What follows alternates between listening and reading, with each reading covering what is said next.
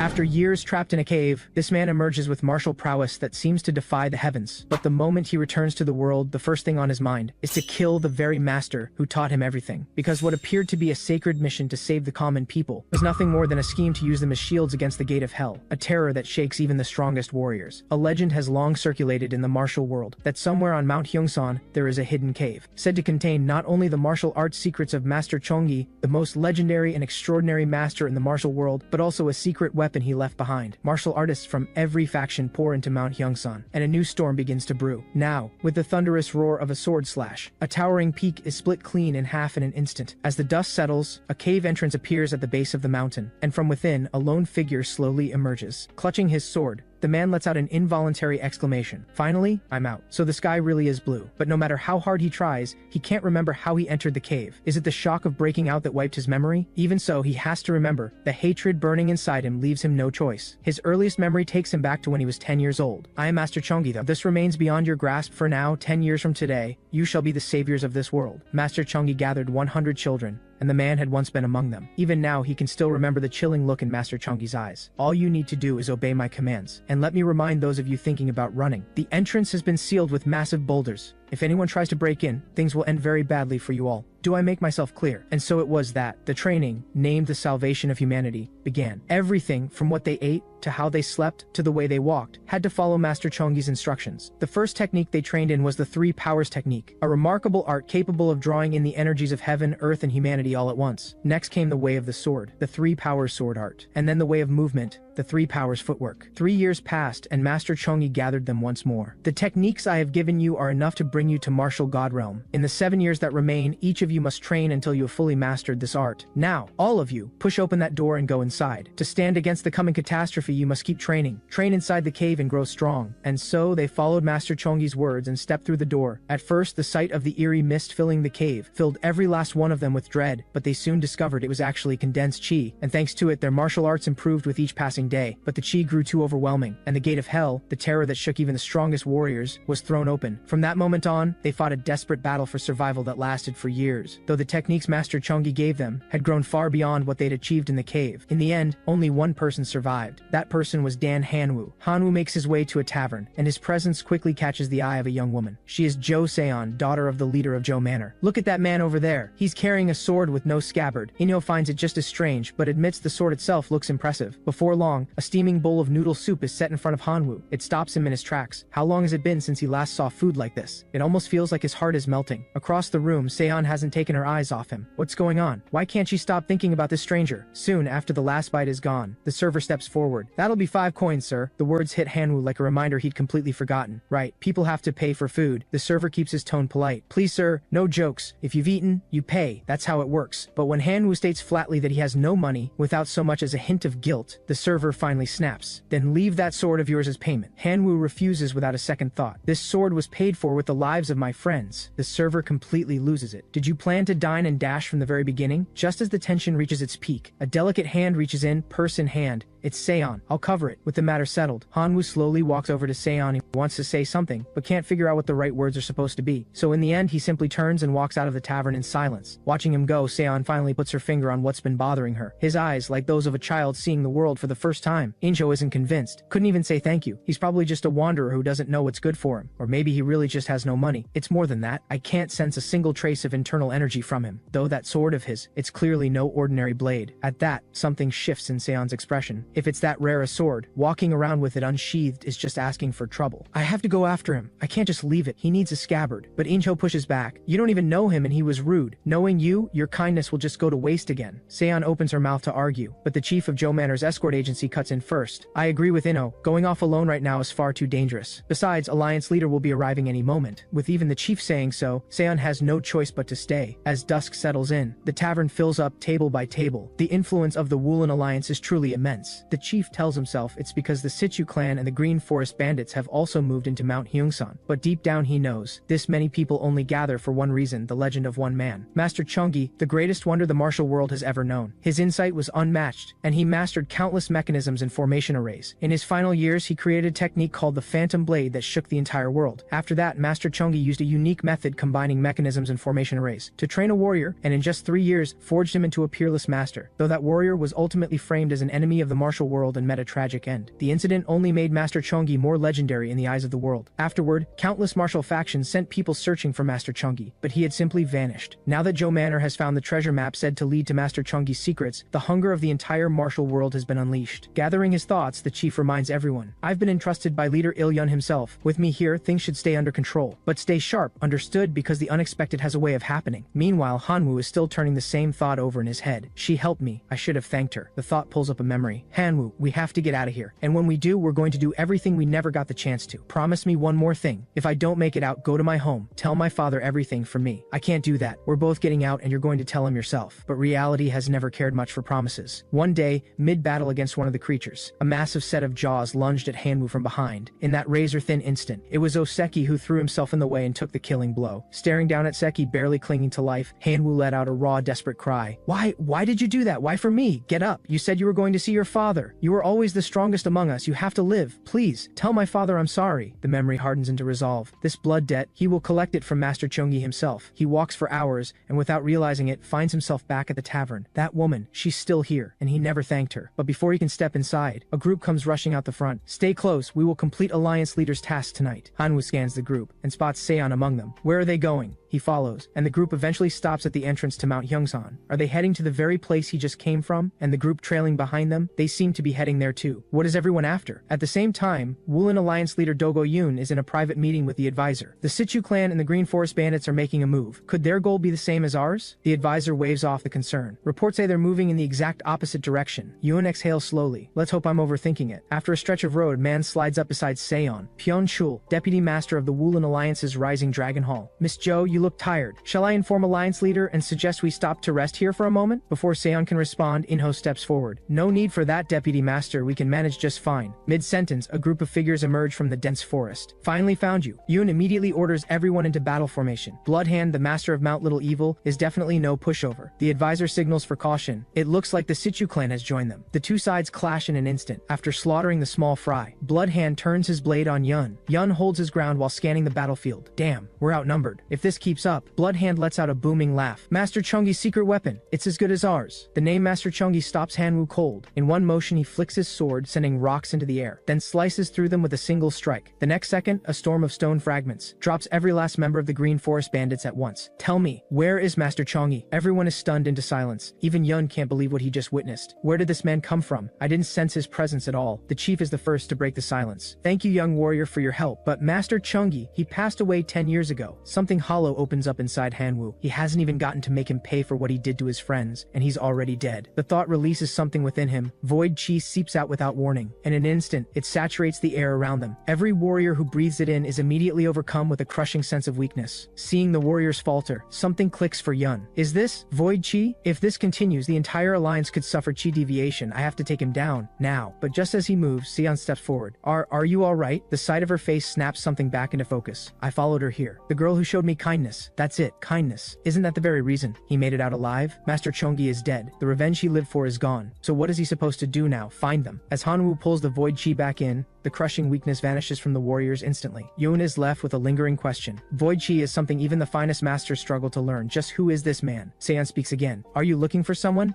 Without waiting for an answer, she turns to the chief beside her with a request. He saved us. Can we let him travel with us just until he finds who he's looking for? The chief looks troubled. Turning away the man who saved us, that's not something I can easily do. But the alliance nearly got swallowed by his void chi. Will alliance leader really agree to this? Meanwhile, Yoon is already running the calculation. A man who can drop an entire gang with one move is undeniably dangerous. But after the losses they've just taken, keeping him close is safer than letting him walk away. And so Yoon agrees on the spot. The chief wastes no time extending the offer. Would you be willing to lend a hand at our escort agency, young man? Seeing Hanwoo lost in thought, Inho cuts in. The Henan escort agency doesn't take just anyone. You're not seriously thinking of refusing? Hanwoo looks genuinely puzzled. I'd like to answer, but I don't actually know what an escort agency is. All three of them stare. Seon steps in. Let me explain. An escort agency transports goods on behalf of clients and protects them along the way. Behind them, a short-haired man shakes his head. What is this? Where did this hick even come come from, but Chol has his eyes fixed entirely on the sword, the sharpness radiating from that blade. It's no ordinary weapon, but how does a blade like that end up on someone like him? The short-haired man agrees. Never mind the scabbard, that sword deserves a worthier owner. Chol makes his decision then and there. Too many eyes right now. Once Alliance leader and the Hall Masters enter Mount Hyungsan, that's when I'll make my move. They press on a while longer, and at last, the group reaches Mount Hyungsan. But after a thorough search, no one can find the cave entrance from the legends. The advisor immediately suggests breaking open the mountainside, but Yun hesitates. What if that destroys Master Cheon Gi's scrolls? Hanwoo watches all of this. The way he came out has already collapsed. He needs to find Master Cheon Gi's original entrance. Then, a faint but unmistakable trace of chi catches his attention. That's Master Cheon Gi's chi. Right there, he leaps without hesitation, landing on a sheer cliff face. Here, Yun stares in disbelief. You know your way around here? Because this is where I used to live. Chol lets out a scornful laugh. So he's been living like an animal in these woods. No wonder he doesn't have a scabbard. Yun quickly issues orders. The cave, myself, the advisor, and the Hall Masters of Azure Dragon and Rising Dragon will go in. Black Tortoise Hall, hold the perimeter. He places a hand on Hanwoo's shoulder. From here, leave it to us. Stay out of it. Hanwoo thinks it over and finds no reason to argue. Master Cheon Gi is dead. Whatever these people do here, it's no longer his concern. Then Seon comes running over, eyes full of curiosity. Did you really live here? Hanwoo gives a small nod and almost says something, but the next second, Chol and the short-haired man step between them. Seeing Seon's confused look, the short-haired man explains, "Who's to say this guy isn't a spy for the Green Forest Bandits?" "What do you mean? You saw him save us from the Green Forest Bandits yourself. Maybe the whole thing was staged, a setup between him and the bandits. So if you're truly innocent, hand over that sword for safekeeping." As he says it, his eyes drift hungrily over the blade. Up close, it's even clearer. At first glance, it looks like a worn old sword, but the sharpness radiating from it is something rarely seen. Hanwoo's hand moves to his sword, drawing it slowly. "This sword was entrusted to me by a friend who died. I won't be handing it to anyone, not until I'm dead myself." Seeing words won't work, the two men shift their footing, but Hanwoo has already read them. One flanking from behind, one pressing from the front. They're going for a pincer. A clash seems seconds away, when Yun's voice cuts through from the cave entrance. "Didn't I assign you to guard the perimeter? What is this?" Chol and the other man sheathe their swords immediately.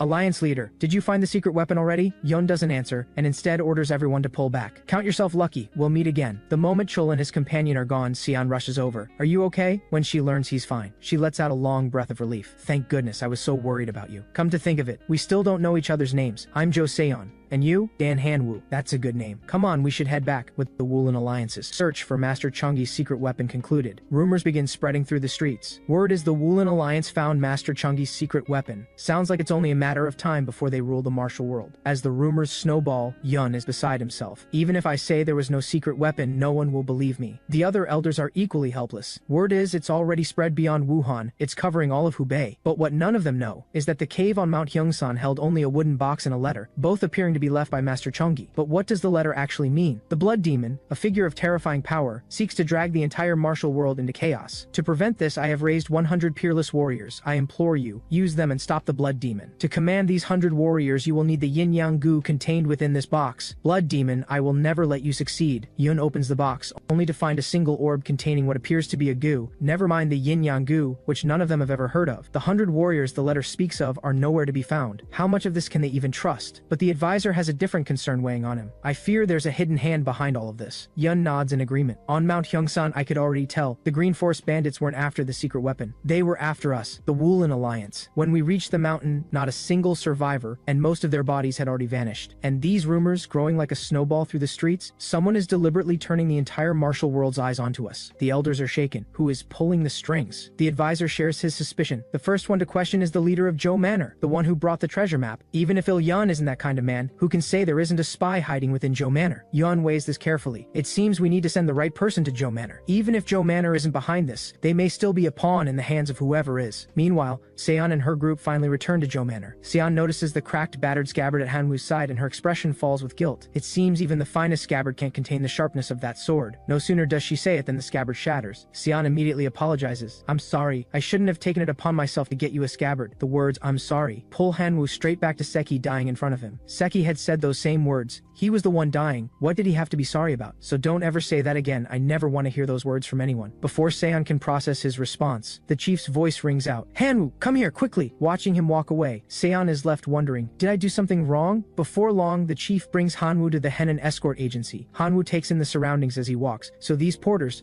they're the ones hauling all the cargo. Just then, the chief calls out, "Zhong Chil, brought you the new porter. You're in charge of showing him the ropes." Chil accepts without hesitation, and the chief mutters to himself as he turns to to leave. Chill's rough around the edges, but nothing should go wrong. The moment he's gone, a knowing smile creeps across Chill's face. Doesn't matter who brings you in. Every new recruit gets their initiation around here, no exceptions. But Hanwoo's very first words send Chill into a rage. You look built, but your arms and legs are short. Quite the funny shape you've got. Chill explodes. You got a death wish on your first day? The hostility hits Hanwoo like a wall, and his hand moves to the hilt of his sword. Kill him? Chill notices the move. This guy's actually carrying a sword? What kind of porter walks around with a sword? Hand it over. Hanwoo refuses flat out. Something deadly flickers in his gaze. Cold sweat breaks out on Chill's forehead. Today's getting late. Let's just call it here. The onlookers can barely hold in their laughter. That guy Chill loves to throw his weight around, and he just folded in front of a new guy. Chill seethes, but there's nothing he can do. New guy, follow me. Bunks are this way. His tone is calmer, but inside, a seed of revenge has already taken root. Just wait. I'll make you pay for this. Every bit of it. Deep in the night, Chill carefully eases himself out of bed and starts scanning the room for Hanwoo. When he walks straight into something, he has no idea what. What the? Since when was there a pillar here? He looks up and finds Hanwoo standing right in front of him. Chill instinctively stumbles back 2 steps. You haven't been sleeping this whole time, have you? But when he sees that Hanwoo's eyes are closed and he hasn't moved at all, he can only wonder, is this man sleeping standing up? Just as Chill sneaks his hand toward the sword, Hanwoo's eyes snap open. Chill freezes completely. It lasts only a second, but in that second Chill feels a wave of pure, overwhelming terror. He can't even believe it himself, but he saw death in those eyes. It is only an illusion, but Chill stumbles back to his bunk all the same. It is Hanwoo's protective chi. That is all it is. Though standing sleep was never something he chose, during those long years inside the cave, every moment, resting, eating, sleeping, demanded constant alertness. Over time, it simply became habit. Sleeping upright, Yuan Shi running at all times. The next morning, Hanwoo is the first up. He walks over to Chill.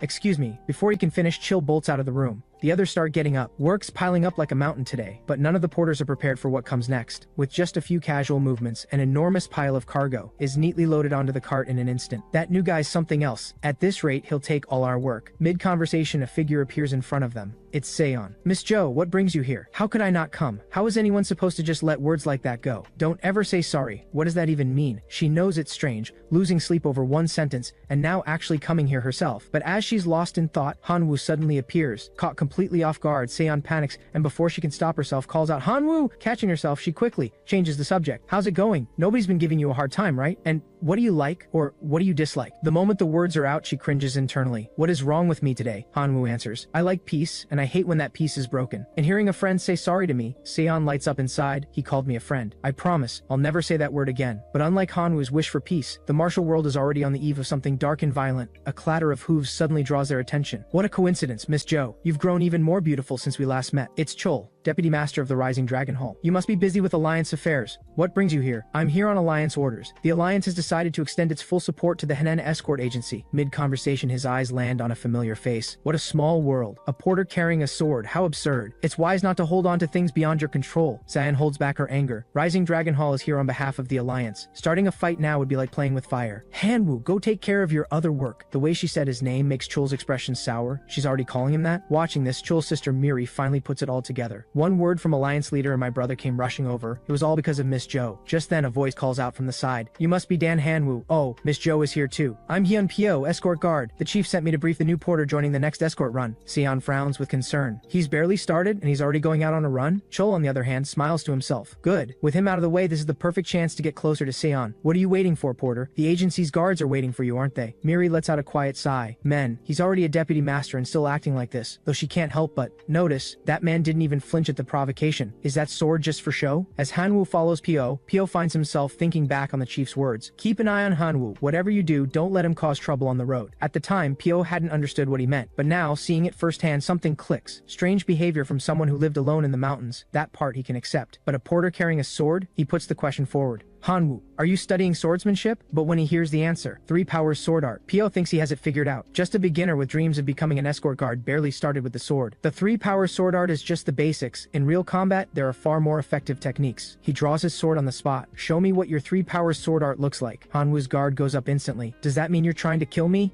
Pyo waves his hand. I just wanted to spar. Get a feel for where we both stand. Hanwoo pauses. Then there's no need. I'm stronger. Pyo freezes for a second. Then he bursts out laughing. I've trained my whole life. How can a greenhorn like you just picked up a sword even compare to me? Still, confidence is a good thing. Let me show you how to get stronger. But before his words fade, Hanwoo suddenly holds out his palm, gesturing as if measuring something. Pyo stares, completely baffled. What are you doing? This is my first time holding back, so I need to calculate the margin. Pyo is speechless. So that's what the chief meant. Fine then, let me show you what real strength looks like. like. As Pyo moves in to attack, Hanwoo has already read every move coming his way. To hold back, he only needs to strike the ground in front of him. He draws his sword in an instant. The next second, he slams it into the earth. The strike doesn't touch Pyo at all, yet the shockwave sends him flying. Stunned, Pyo demands to know what technique that was. Just as it's called, the 3 powers sword art. That move is called Divine Lightning. Pyo frowns. It's called the 3 powers sword art, but it feels like nothing he's ever seen. And yet, that sword energy really did crash down like thunder from the heavens. This guy is on a completely different level. Did the chief know all along? Hanwoo speaks up again. I told you, I'm the strongest. Pyo gives a helpless, amused laugh. Such pure, guileless innocence. A stark contrast to his overwhelming power. It's as if he's still a child. It seems the top priority before reporting back to the chief is teaching this fellow how to properly use his martial arts in the mortal world. With that settled, Pyo extends his hand. I've made up my mind. What I'm teaching you has nothing to do with martial arts. Hanwoo just stares. Pyo delivers his first lesson on the spot. In a moment like this, you reach out and pull the person up. That's just what people do. And so Hanwoo moves in with escort guard Pyo. He begins relearning all the human customs the years had stripped away. Meanwhile, a pair of eyes watches quietly from the shadows. The Alliance leader's orders had been clear. Watch Zhou Manor's every move. If the Green Forest bandit attack on Mount Hyungsan had anything to do with Zhou Manor, find proof. But after all this time watching in secret, Miri has found nothing suspicious. If anything, that greenhorn is the one standing out. Before long, the day of departure arrives. After a rousing send-off speech from the chief, the convoy led by escort chief Ma moves out in an orderly column. Elsewhere, at the Green Forest Bandits' headquarters, a chilling voice rises from behind the red curtain. My heaven, watch squad, all 30 of them wiped out. We have failed you. We have yet to identify who is responsible. Before the words are finished, a large hand reaches out from behind the curtain. With a flick of the fingers, every corpse in the room rises into the air. Every last one of them was taken down by the same person, as expected of Master Cheon Gi. To think he created 100 of those monsters. Even so, how long could they last against me? The Blood Demon? I'm almost curious to find out. The Blood Demon issues new orders without missing a beat. Find out, now. Track down every last person who fought in that battle. Earlier, in the study of Zhou Manor, members of Rising Dragon Hall under the Woolen Alliance have come to pay their respects to Master Zhou. Il-yun quickly welcomes them in. You must be one of Rising Dragon Hall's twin dragons. The Saber Dragon. You flatter me. I am Pyeon Shul, and the one beside you must be the Sword Dragon. The honor is mine. I am Namgung Gyung. Another voice cuts in. I'm Pyeon Miri, Chul's younger sister. Il-yun smiles warmly. The Pyeon clan is the greatest martial family in Hebei, and such a lovely young lady at that. Perhaps there's a match to be made with my son Inho. He raises his teacup. I hope you'll spar with my children during your stay and offer them some guidance. After the visit, Miri watches her brother's flushed face and sighs. They're here on a surveillance mission, and yet Chul has his mind completely set on the young lady of the manor. But from what Miri has observed, Seon's eyes aren't on Chul at all. They keep drifting toward a completely unrelated porter instead. Chul, however, isn't worried in the slightest. Word is that guy just left on an escort run that'll take months. That gives me plenty of time to change Seon's mind. Meanwhile, Hanwoo has his full attention on the food in front of him. This is incredible. A good meal really is the most exhilarating thing in the world. Pyo watches bewildered. I've never seen anyone eat like they're performing a sacred ritual. Anyway, the destination for this escort run is Sichuan. Sichuan has long been Tang territory. The clan that united them all and rose to the top of the martial world is the client for this escort mission, the Tang clan of Sichuan. Alongside the escort guards from the agency, the Tang clan has dispatched a team of their own elite warriors. They've even sent an elder to accompany the convoy the entire way. Whatever is being transported must be extraordinarily valuable. At that same moment, a butterfly drifts in front of the Tang elder. He raises his hand, the butterfly turns to ash, and his eyes shift sharply toward the dining tables nearby. Among the porters, one is giving off a truly extraordinary aura. Who is that? Just as he's about to zero in on Hanwoo, escort Chief Ma comes riding over. Could that presence have been coming from Chief Ma? Listen up, guards and porters alike. We are the face of the Henan Escort Agency. It's a 4-month journey to Sichuan. We're making it in a month and a half. With that, he gives the order to move out. Pyo warns Hanwoo, whatever you do, don't fall behind. Running with Chief Ma is brutal, not just because he's relentlessly straightforward and cuts no corners, but because every person in the convoy, guards and porters alike, is expected to keep pace with the horses. What Pyo never expected. Hanwoo not only keeps up with the brutal pace, he isn't even breathing hard. The Henan Escort Agency reaches Mount Pingding in just 2 days, a journey that should have taken 4. But just then, a spear drops from the sky. The next second, a gang of menacing bandits steps out of the brush. You've walked into our turf, leave the goods and walk away, and we'll let you live. Pyo signals Hanwoo to stay calm. This happens all the time. Pay the toll, they back off. But when 2 heavy strings of copper coins are held out, the bandit leader slashes them out of the air. Keep your pocket change. I want the cargo. He charges forward with his blade raised. The 2 sides clash in an instant. Tang Hogwan, elder of the Tang clan, watches the fight and senses something is off. These aren't ordinary bandits. Who's pulling the strings? The leader grins. We're genuine, registered heroes of the Green Forest. Proud of it. Count yourself lucky to die by our hands, old man. Hogwan lets out a cold laugh. The next second, a throwing dagger flies from his fingertips. Dagger thudding deep into the tree trunk, a massive hole is blown right through the bandit leader's chest. You dare reach for the Tang clan's cargo? Did you really think you had a chance? More daggers streak toward the remaining bandits. In the blink of an eye, every last one of them drops. But then, another group emerges from the trees. As expected, the bandits alone weren't enough. If the Tang clan's elder has come personally, then we can't afford to hold back either. Seeing them advance with force, Hagwan orders everyone to brace for battle. Even if every member of the Henan escort agency falls, this cargo must reach the Tang clan's home base in Sichuan. You are the elite I handpicked myself. Guard that cargo with your lives. With that, both sides are swallowed by chaos. But this time it's different. The escort guards at the front are overwhelmed almost immediately. Even their strongest fighter takes a severe blow. Just as the enemy moves in to finish him off, a streak of sword light rips through the air, crackling with thunder, and the attacker vanishes in an instant. The blast draws every enemy eye. What was that explosion? Did lightning just strike from the sky? Pio, who knows exactly what happened, turns to look at Hanwoo. Go. Help the others. Why? I only saved you because it was you. What do you mean why? Aren't they all on our side? Please. Hanwoo sighs softly. I don't really understand what you mean by that. But since you asked, I'll do it this once. The battlefield is now at full intensity. Those crude hidden weapons of yours are useless against us, Tang Hagwan. Drop everything and get out, and maybe we'll let you walk away. Hagwan tenses, but not because of the threat. It's the figure that just flashed past his line of sight. As Hanwoo comes to a stop, every enemy on the field vanishes like smoke. Word reaches a woman shortly after. Weren't you the ones who said the Hall of Souls could handle a small-time escort agency and one old man? The speaker is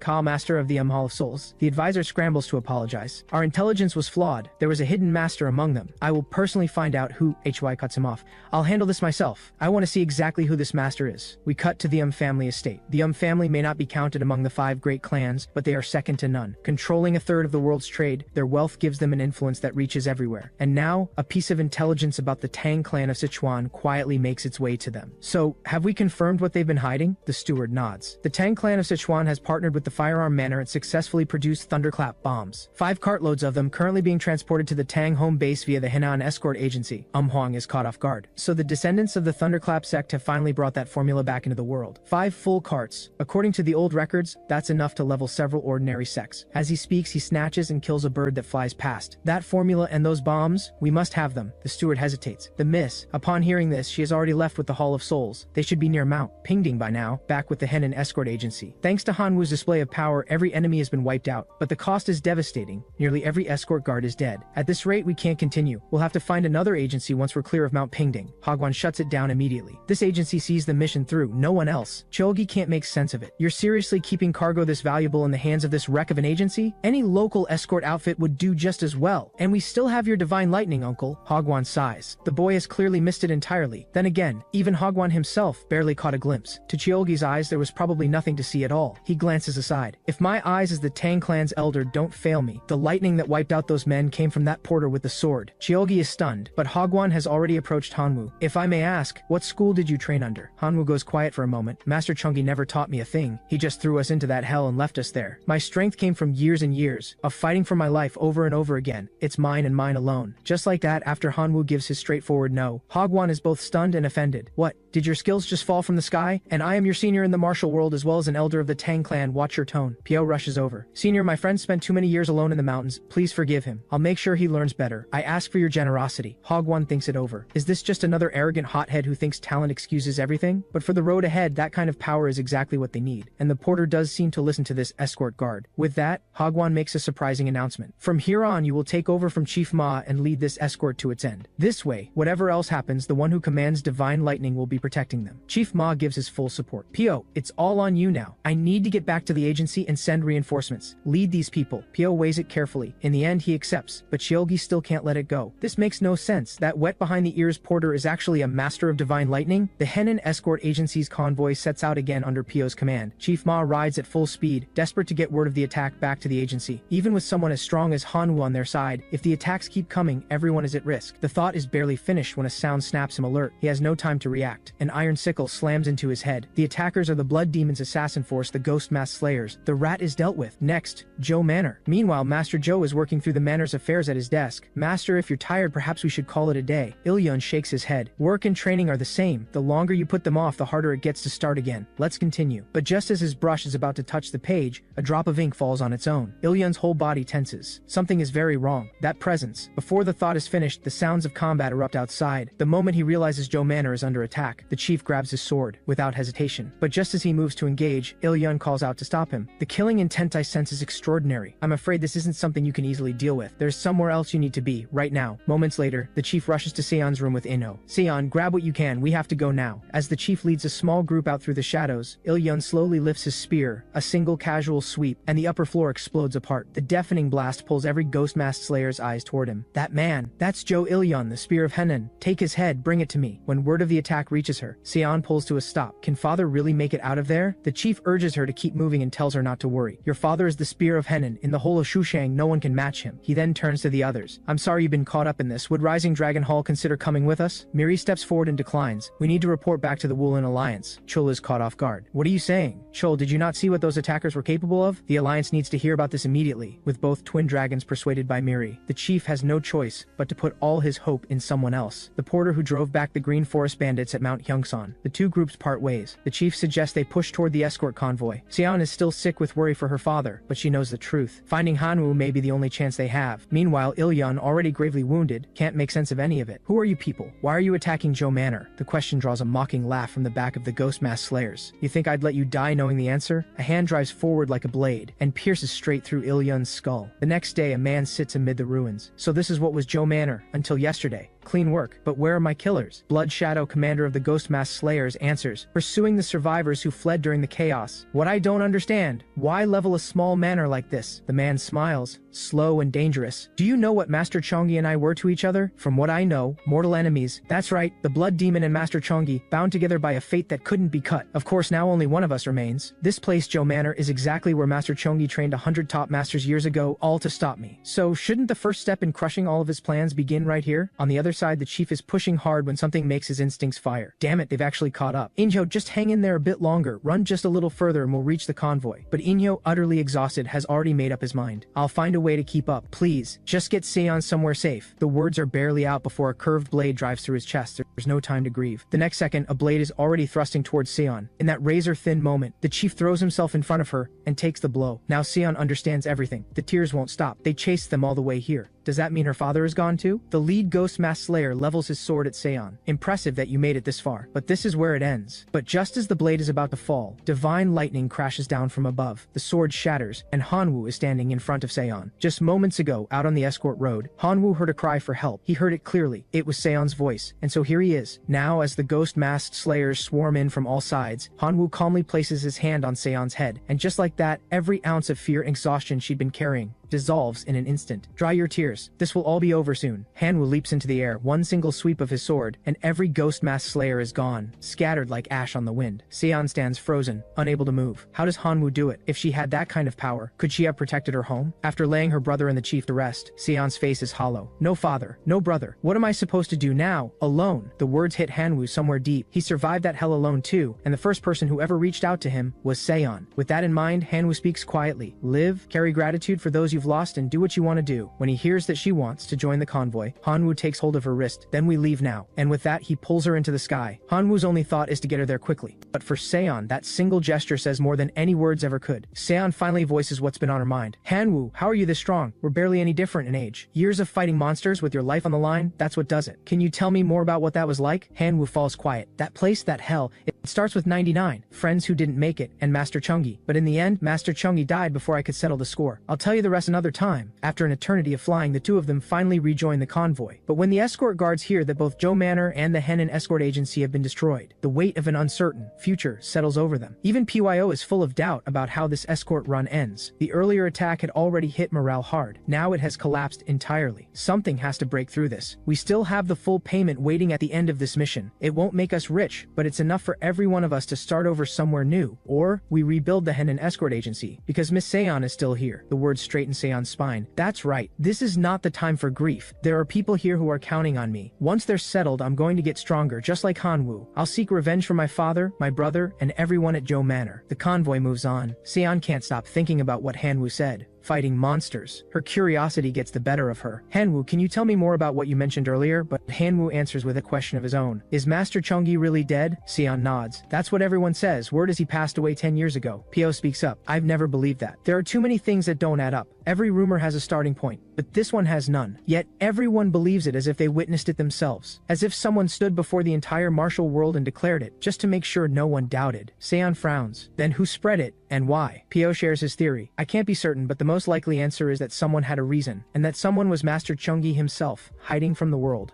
Something stirs in Hanwoo's mind, but Hagwon's voice cuts through. Everyone halt, there's something ahead. Several men come running up with a request. Our wagon wheel got stuck and sank into the road. We were about to continue on foot. Would you allow our miss to travel with your party? This leaves Hagwon deep in thought. That crest on the carriage belongs to the clan. Considering the constant attacks they've faced, it's clear information about the escort has already been leaked. And now, of all times, a carriage just happens to get stuck. Then a soft voice drifts over. My apologies for my rudeness, I am Hoi. The moment Chuai appears, the entire convoy is spellbound, every man staring. Even Hagwon just for a moment can think of nothing but her beauty. Chuai uses that moment. Light as a butterfly, she settles herself onto the cargo wagon. I'll be counting on you all for the rest of the journey. Hagwon doesn't know what she's after, but with Hanwoo in the picture, his guard comes down. He agrees to let her join, and orders the convoy forward. Shuai allows herself a satisfied smirk. Good, the old man didn't make it difficult. But just to be safe, she signals her attendant to switch to voice transmission for everything from here on. From what she's assessed, one escort chief, roughly 30 porters. And by all appearances, the only one who can truly be called a master is that old man from the Tang clan. HY is puzzled. This thin a force, daring to escort 5 full carts of thunderclap bombs? Both the thunderclap bomb and the sky-shattering thunder were created by the thunderclap sect. The thunderclap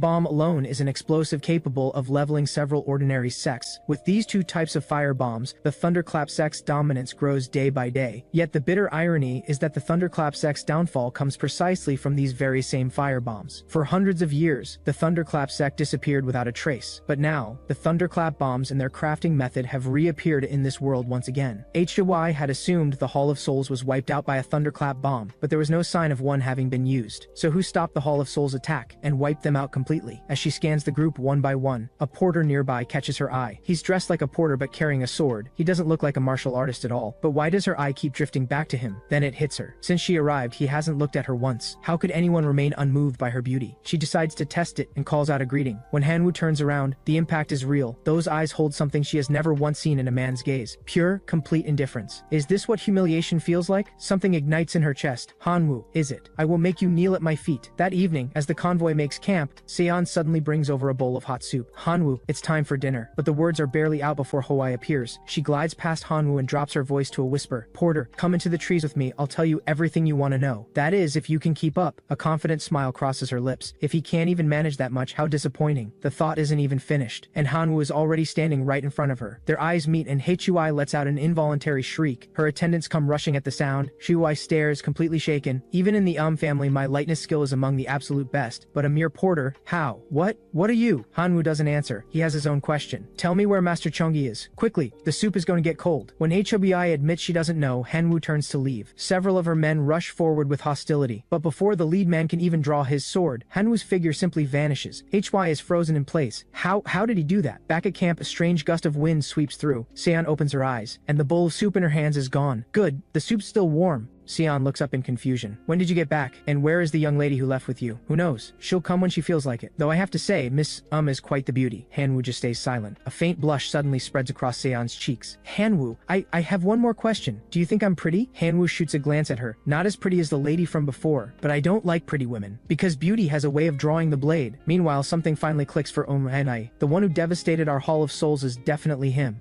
Even so, we need to watch him more closely. All we have is a name, Dan Hanwoo. Unnoticed by all, the Henan escort convoy draws near its destination, Sichuan. Seon can't stop thinking about what he said last night. What did he mean when he said beauty has a way of drawing the blade? What kind of life has he been living? Then Pio pulls her back to reality. Miss, we need to stay sharp from here on. The closer we get, the more something feels off. Pio isn't the only one sensing it. Hagwon feels the threat even more keenly. One more day and we reach the Tang clan's home base. The only threat left is the Black Malice Gang. The Black Malice Gang, a faction that had risen with terrifying speed over the past decade, now the only power in Sichuan that can truly threaten the Tang clan. Then, without warning, a commotion breaks out nearby. This immediately put Hagwon on edge. Could someone within the Tang clan really have leaked the information? Hanwoo can tell more clearly. About 100 ahead, H2I breaks out in a cold sweat. He can tell how many there are just from their presence. That's insane. Sure enough, the very next moment, dozens of figures burst from the dense forest. Hagwon snaps out his orders. Everyone, prepare to engage. Hanwoo, stay back and guard the cargo. These Black Malice Gang thugs, we can take care of them easily. And with that, the two sides clash. But even as PYO Pio tenses with anxiety, Hengyu remains completely calm. The elder and his men will prevail. And he's right, the Black Malice gang may have risen fast over the past decade, but against the Tang clan's elder and his elite warriors, they are completely outmatched. Watching all this, HY can't hold back any longer. Did we underestimate the Tang clan of Sichuan? Over 50 men? Wiped out that easily? Even with the 50 warriors in reserve, we still have no chance of winning. At this point, pulling back seems like the only sensible move. But what troubles her is, how does she issue the retreat order to the other 50 without being detected? She's still thinking when Hengyu speaks up suddenly. If you need to send word, I won't stop you. Shuai's heart skips a beat. Can he actually hear our voice transmission? Before the shock fades, Hengyu issues a final warning. Stand down or I cut you down where you stand. The pressure in his voice locks Shuai in place. She quickly signals her subordinates to send the message. She's confused by his actions but has no idea there's more to it. It wasn't because Hengyu had sensed the clan's hidden forces. It was because a wave of killing intent, sharp and overwhelming, was setting every nerve in his body on edge. At the same time, Hagwan dispatches the Black Malice gang with ease. What he doesn't know is that a second group has been watching from the shadows all along. Everything is going according to plan. The vanguard was nothing but bait. The moment they let their guard down, dizzy on victory and fast asleep, that's when Crimson Moon Group strikes. Meanwhile, with Hanwu's tacit consent, the ambushing forces of the clan retreat safely, but the killing intent keeps growing, and the feeling sits uneasily with him. Night falls quickly. Pio steps over to Seon. Miss, Lady says she's setting up a tent by the carriage. Should I ask if you two can share a space? Seon turns him down without hesitation. I can't be the only one sleeping in comfort. Truth be told, I never paid much attention to the Henan escort agency before. I thought it was just simple work, moving cargo from one place to another. But this run has shown me why an escort agency can keep its peace. It's because of every escort guard and porter out here, each one putting their life on the line. So as a member of this agency, I'll camp out here with everyone else. And I've made up my mind. I don't want to just be the Miss of Zhou Manor anymore. I want to be the chief of the Henan escort agency. As she speaks, Hanwu's figure appears silently behind them. Hanwu, is there something you wanted to say? Hanwu pauses. A chief starts from the bottom, as a porter. An awkward silence falls. Then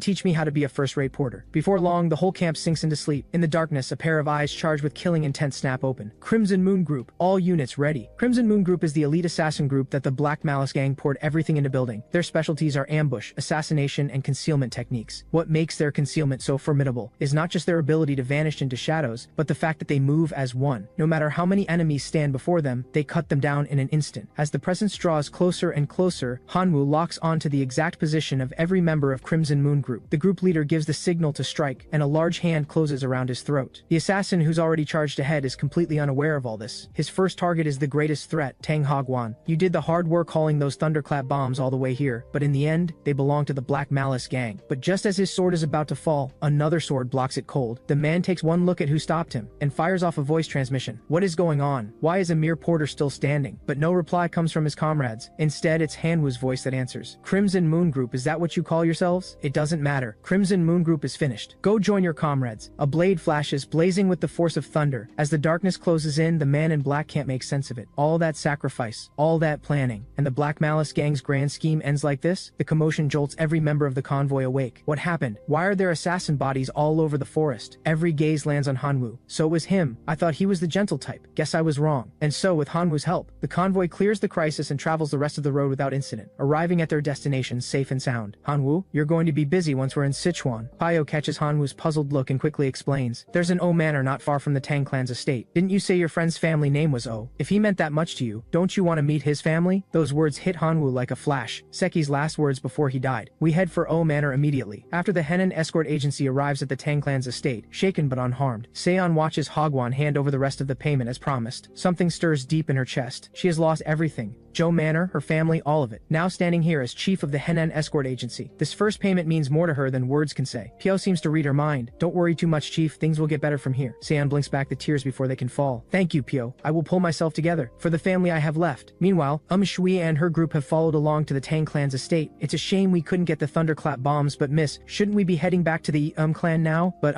Shui has already put that out of her mind. The main clan will surely know that the thunderclap bombs have reappeared in the world. The clan has never once failed to get what it wants, and right now what I want most, she turns to look behind her, is that man. She has no idea that after arriving at the Tang clan, she's far from the only one interested in Hanwu. Everyone who owes him their life, more than once, watches this outrageously powerful young warrior, each with their own feelings. But Hanwu himself has only one thing on his mind, fulfilling Seki's last wish. With that thought settled, he leaps, landing silently on the rooftop. He draws in a slow, deep breath, the flow of energy in the air. It does feel like Seki's. By evening, having politely declined the Tang clan's hospitality on some pretext, The Henan escort party finds an inn to rest and recover. Where are you two heading? Pio replies, we'll tell you when we're back, still not sure yet. Hanwoo passes by and without a word, rests his hand on Seon's head. Seon is left completely puzzled. Is this his way of saying I did well? An instant wave of warmth washes over her at the thought. It's such a wonderful feeling. And with that quiet farewell, the two of them set off toward O Manor. It doesn't take long before Pio senses something off. When he realizes it's Cheon and her group tailing them, he's utterly exasperated. She clearly has no intention of going back, and she doesn't even know where we're headed. She's just following. That's all Hanwoo needs to hear. He moves quietly. Mindful of Pyo's stamina, Hanwoo holds back his pace. But to shake off Cheon's group, he channels his chi directly into Pyo. Pyo blinks, baffled. Why do my feet feel so light all of a sudden? In that case, let's hurry to O Manor. Hwi stares in bewilderment as the two suddenly burst with incredible speed. What's going on? Could that escort guard be hiding his true strength too? Before long, the two finally reach O Manor. Before Pyo can even step forward to knock, Achwai and her group come stumbling up behind them, breathless. Pyo knocks on the gate and frowns. A clan this size and not a single guard at the door? Something must have happened. After a brief wait, the gate slowly swings open. The next moment, a powerfully built man steps out to face them. One look at the man's face, and Hanwoo sees it instantly. The resemblance to Seki is striking. The man speaks first. I don't know who you are, but we're not receiving visitors right now. Pyo gets straight to the point. We're not here as guests. Do you know someone named O Seki? At the name, the man's eyes go cold. A crushing wave of power erupts from him. Who are you people coming here asking about Seki? Pyo is at a loss. All I did was say a name, but just as the pressure grows so intense Pyo can barely breathe. Hanwoo steps in. He pushes back with an even stronger surge of chi to protect Pyo. What he doesn't know is that this only fans the man's fury. The man draws his sword in an instant. Are you looking for a fight? Pyo jumps in quickly. There must be a misunderstanding. This is my friend, and a friend of Seki's. His name is Dan Hanwoo. He has lived deep in the mountains all his life and doesn't fully understand the ways of the world. Hearing this, the man's anger fades considerably at once. I am O Nakung. Seki is my nephew. He went missing 10 years ago. Are you saying this young man encountered Seki during that time? Then where is he now? The question settles heavily on Hanwoo, those unbearable hellish years, and only 10 had passed. As the silence stretches, O Nakung's patience wears thin. Out with it, where is Seki now? Hanwoo pauses, then he tells the truth. Seki, he's dead. The rage floods back into O Nakung immediately. He draws his sword and brings it down toward Hanwoo's head, caught completely off guard. Pyo freezes in shock, as Oi panics. In an instant she gathers her chi ready to intervene, but just as she's about to strike, a hand shoots out and stops her. I'm fine, stand down. Shuai's face is still written with worry. Dan Hanwoo, are you sure you're alright? But how is that even possible? Oh, Nakung is just as stunned. He blocked my sword using nothing but body-protecting chi, and didn't strike back. Could this young man really be Seki's friend? At that moment, a sharp voice rings out from behind. Nakung, you fool. How dare you treat a guest this way? How many times have I told you to keep that temper in check? The speaker is Obihuan, master of O Manor. O Nakung composes himself and offers an apology. When Hanwoo delivers the truth about Seki's death once more, Obihuan bows his head with a quiet, pained look. So it is. Forgive us for keeping you standing. Please, come inside. Back at the inn, Seon is still thinking about the moment they parted. Why did Hanwoo do all that, and what did he mean by those words? The thought is cut short by a sudden burst of noise from downstairs. Seon's face tightens with worry. What's going on? Is there a fight? Our people should be drinking on the first floor. A sword flashes, and a man crashes to the ground in full view of everyone. Just as members of the convoy push forward to get a look, Seon arrives and steps in front of them. Everyone, quickly return to your rooms. Hanwoo isn't here. We don't want to get caught up in this trouble. After urging the escort team back to their rooms just in time, Seon lets out a long sigh of relief. Thankfully, they're not after us. But who are they? Daring to kill openly in such a crowded inn. Then a man shouts from across the room. You think you can make a move on me and just walk away? The Tang clan will ensure the Black Malice gang pays the price. The lead man sneers. Haven't you heard? These days, the moment anyone sees us, they run like cowardly dogs with their tails between their legs. Hearing this exchange, Seon finally realizes, these are the Black Malice gang members who have been tailing them all along, greedy for the cargo. Our leader gave you a chance to surrender, yet you insisted on becoming the Tang clan's lackeys. So today, none of you are walking out of here. Chaos erupts as both sides tear into each other inside the inn. This is the state of Sichuan these days. The Black Malice gang, swelling in power at an unnatural pace, is locked in a bitter struggle with the Tang clan, while swallowing every smaller faction in between. Trying to avoid getting tangled in it, Seon moves to lead her group out. What she doesn't realize is that the lead man has already noticed her. He closes the gap in a flash, landing right in front of her. Well, didn't expect to find a flower like this in a rundown inn. The others quickly finish their enemies and close in. Looks like senior brother has taken a fancy to this girl tonight. Why not let me soften her up first, then present her to you? His hand falls recklessly onto Seon's shoulder. You have no idea what happens to those targeted by the Black Malice gang, do you? That's when Seon strikes back. She grabs the man's wrist, spins, and drives him hard into the ground. Even so, the lead man looks thoroughly unbothered. I thought you were just a flower waiting to be picked. Turns out you have thorns, so who exactly are you? Seon rises slowly. Jo Seon, eldest daughter of the master of Jo Manor, and chief of the Henan Escort Agency. The Black Malice gang members burst out laughing. The chief of the Henan Escort Agency? We're so honored. If she's no ordinary girl, then we'll have to entertain her properly. Seeing they're about to attack, Seon quickly thinks of a way out. Outnumbered as they are, the top priority is to escape at all costs. costs, she gathers her chi quietly and breaks into a run. Back at O Manor, Hanwoo and the others accept the master's invitation inside. If my Seki were still alive, he'd be 20 this year. Are you the same age? When Hanwoo nods, Pio is utterly stunned. He's only 20? That means I'm nearly twice his age. Master O turns to Hanwoo again. How did my Seki die? At that question, sorrow crosses every face in O Manor, and Hanwoo begins to tell the story of his time with Seki. Seki was my companion and my closest friend. We made a promise. Whoever survived would visit the other's family. In that lightless hell, none of us ever knew if we'd make it to the next day. Seki told me that if he didn't survive, I should tell his father one thing: your son has failed you. Those were his last words. He died saving my life. Master O listens, and through the grief, a small comfort stirs. Giving his life for a true friend. That is my son. I still remember the day we said goodbye. I never imagined it would be the last time. His gaze drifts to Hanwoo. This child must have suffered just as much as Seki did. In that case, the master makes a bold decision right then and there. From this day forward, you are my son as well. Everyone is caught off guard. This man who never says 2 words more than necessary, whose head barely dodged a sword on arrival, actually managed to say it. When Hanwoo replies with, "I will honor your command, father," while everyone else stands there in shock, Master O throws his head back in laughter. That's more like it, just what I'd expect from Seki's friend. That kind of spirit, I love it. 10 years without a son, and today of all days, prepare the feast at once. At Master O's command, O Manor quickly comes alive with a long missing bustle. From O Nakung, Pio pieces together everything that O Manor has gone through over the years. 10 years ago, when Seki disappeared, O Manor was just an unknown martial family in Sichuan, a name nobody recognized. After Seki went missing, Master O had traveled everywhere searching for his son's trail. On the verge of giving up, a mysterious figure arrived at the manor and passed down all the martial arts of Master Cheon Gi. To numb the grief of losing his son, Master O had thrown himself into training day and night, and in doing so, he built O Manor into the respected name it carries today. But lately, the Black Malice Gang had been swallowing up every sect and clan in Sichuan. Even O Manor has been drawn into the conflict, so the entire manor is now on high alert, ready for battle. For mistaking you for the Black Malice Gang earlier, I offer my sincerest apologies. Something clicks for PYO. Aren't they the same ones who kept ambushing us on the escort run? Yet, in stark contrast to their pleasant conversation here, Hanwoo suddenly senses something. Didn't expect her lightness skill to be that fast, but if I don't move now, he says a quick word to Master O, and vanishes from sight in the blink of an eye. Meanwhile, Seon's chi is nearly spent, and the Black Malice Gang finally catches up to her. You call yourself a chief, and this is all you've got. Give up and come quietly. But just as the man's strike is about to land, an invisible force of chi blasts his strike back out of nowhere. What kind of chi is flowing through you, girl? And just like that, everything makes sense to Seon. That's when Hanwoo channeled his chi into me. While she's still putting it together, the man draws his sword. Before he can move, his leader calls out from behind. Easy, killing her before we've had our fun would be a waste. What none of them know is that Seon has already made her decision. No weapon, and the chi Hanwoo gave her has run dry. If this is how it ends, if humiliation is all that's waiting, then she'd rather. The man launches his next move, right on cue. Let's start with the top. Seon charges straight into the sword. Father, brother, forgive me, I could not avenge you. Please forgive your daughter for this coward's choice. But just as the blade tip reaches her throat, a figure suddenly appears midair. Good thing I'm not too late, parrying the blade aimed at Seon. He counters instantly. The enemies are cut down in an instant, as a haze of gray smoke rises over the scene. What were you doing? Faced with Hanwoo's questioning, Seon immediately feels regret for her recklessness. But to her surprise, in that moment when she thinks it's all over, the first face that flashes through her mind is Hanwoo's. Just then, a faint regretful sigh drifts over from the other side. What a shame. That strange chi shielding the girl finally faded. She was drained too. I thought we were so close. And then another fool shows up out of nowhere looking for death. After hearing the whole story from Seon, Hanwoo lets out a quiet exhale. Don't let this happen again. Before Seon can even respond, the Black Malice Gang members lose their patience. Hey kid, aren't you afraid of the Black Malice Gang? In that instant, Seon sees something she has never seen on Hanwoo's face before: anger. Hanwoo moves fast as a thunderclap, straight into the crowd. Before the Black Malice Gang members can react, several of them are dead where they stand. At the sight of it, the group leader runs, eyes wide with disbelief as he flees. How is this possible? The ground, it came alive, surging and striking, like a dragon clawing up from the earth. Seon is just as shaken. That's, Hanwoo answers. Earth Dragon, second form of the 3-power sword art. Meanwhile, O Manor had been living under constant tension from the standoff with the Black Malice Gang,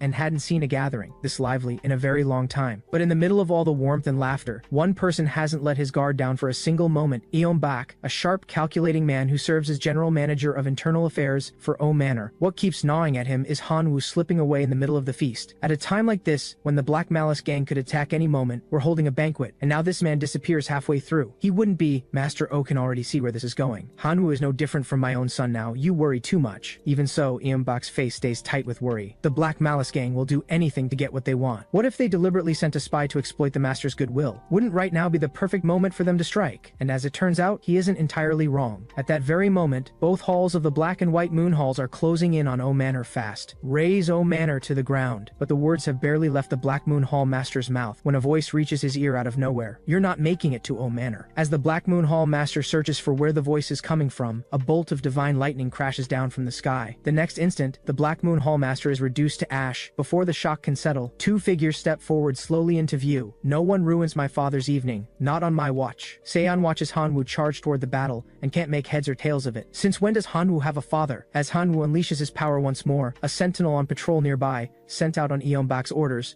witnesses the whole thing, and what he sees looks like nothing short of a demon straight out of hell. The sentinel races back to O Manor. Master, the Black and White Moon Halls, they're attacking. But while Pyo and Shibioi look shaken, Master O wears the face of a man who already knew this was coming. So they finally decided to settle this today. Bring me my sword. Then the sentinel's next words leave everyone stunned. Wait, you're saying that entire group is dead? The sentinel nods, wide-eyed with fear. I saw it with my own eyes. A demon killed every last one of them. Just as Master O is weighing whether to believe it, a figure flickers past him. The sentinel nearly jumps out of his skin. I'm telling you the truth. The demon is right there. Master O follows the pointing finger to himself and can't believe it. Have you lost your mind? Now I'm the demon? Fine. Let me show you what a real demon looks like. The sentinel frantically waves his hands. Behind you, the demon is standing right behind you. Master O turns around. Standing there calm as ever is Hengyu. I'm back, father.